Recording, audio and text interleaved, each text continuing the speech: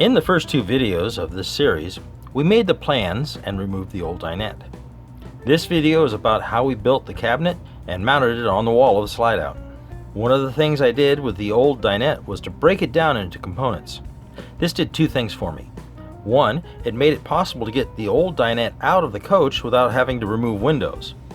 But two, it gave me some raw materials to work with, such as the 2x2s that were part of the seats, as well as some of the paneling. With those parts and more that I purchased, I cut the parts that were needed. When building for an RV, choosing the right materials to work with are important. Adding weight to the RV can cause other problems, so I always try to reduce the total weight by the end of the project. With this in mind, I designed the cabinet by using thin panels with 2x2s as a frame. When they are glued together, they are as strong as much thicker panels that would be used in a typical cabinet.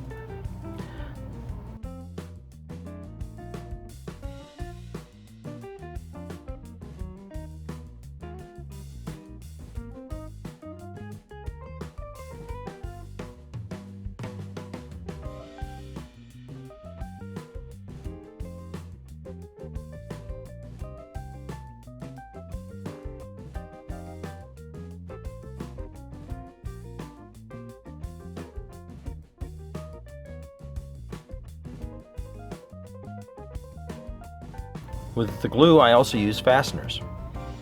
In this case, staples work well, as they provide a clean way to hold the parts together while the glue dries.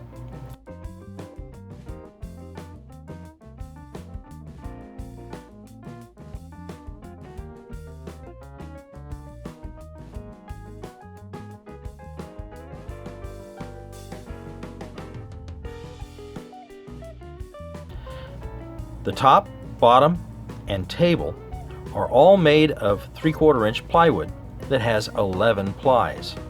This makes it very stable, so it will not warp with age or whatever load I might put on it. I purchased a 4x8 foot sheet and had the Home Depot use their panel saw to make 3 cuts that produce the top, bottom, and table, with some left over for other parts. I should note that we received no compensation for the use or mention of products or companies in this video. Once I had the center located of the panel, I marked where the upright panels would be located. Then I put those panels in place to begin assembling the cabinet. Starting with the ones in the middle, I put a line of glue down for each upright panel, then located it in place. To hold these in place, I used drywall screws coming up from the bottom of the plywood. Center section will be open storage. So this is the side I put the finished panels on.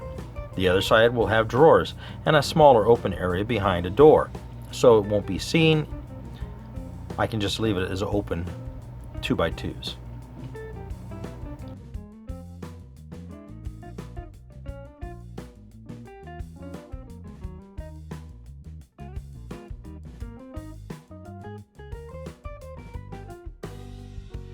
Once the screws are in place, the panels are actually strong enough to hold the whole assembly.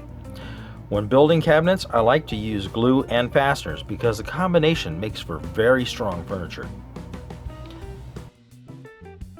After the bottom shelf was assembled to the upright panels, I applied glue to the tops of the upright panels.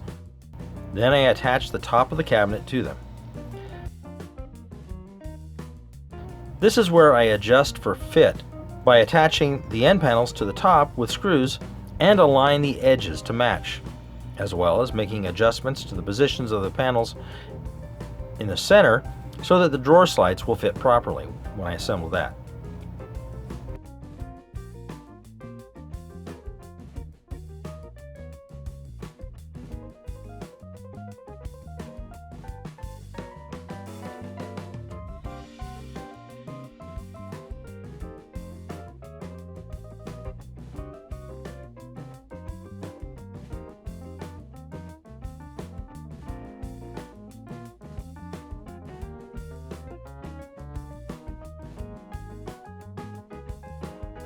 Before putting long screws into the 2x2s, I check to make sure that it is still square using my carpenter square.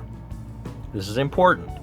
You don't want to start putting big screws in when it's not square, because you'll never get it squared up. Putting long screws into the 2x2s is just extra insurance to make sure that a heavy load in the cabinet will not pull it apart. I've seen this happen in many cases.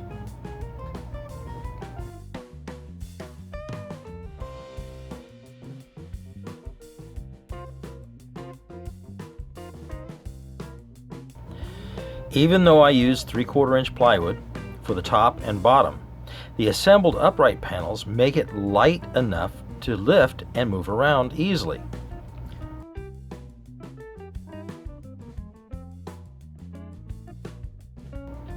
With the cabinet assembled, I brought it inside and used my stud finder to locate the studs in the wall so I could attach it to those. However, I could not find any in the area that I needed. So I put 2x4s on the wall with a bunch of screws into the wall panel. These would be just enough to hold the cabinet in place while I attach the cabinet in other areas.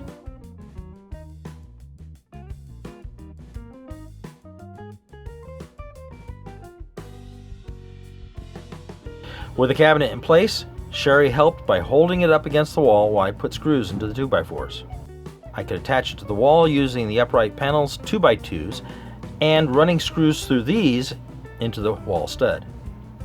It is important to go into the stud in the wall if possible, as this will be the strongest. As the one side is against the adjoining wall, I could run a few screws into this from the upright panel. Even though there is no stud here, the screws should not pull out, so it'll be a very strong connection.